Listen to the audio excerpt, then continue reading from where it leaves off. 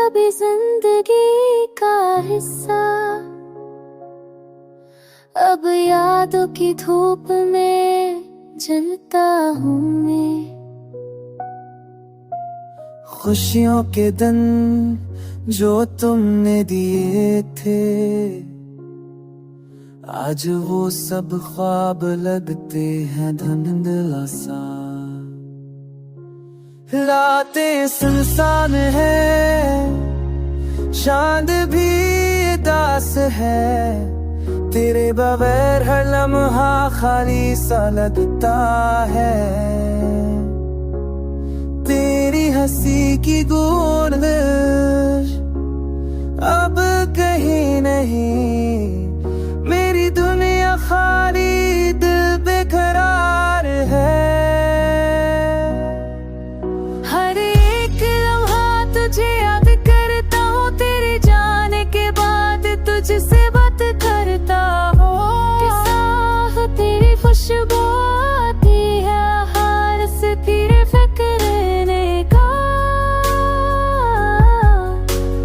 मौका नहीं मिलता।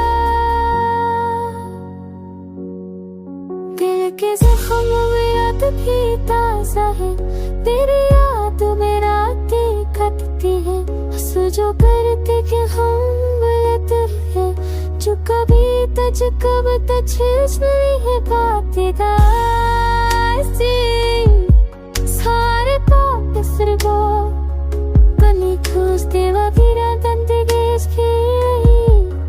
तेरी बात तेरी याद तेरी खुशबू कभी बनू।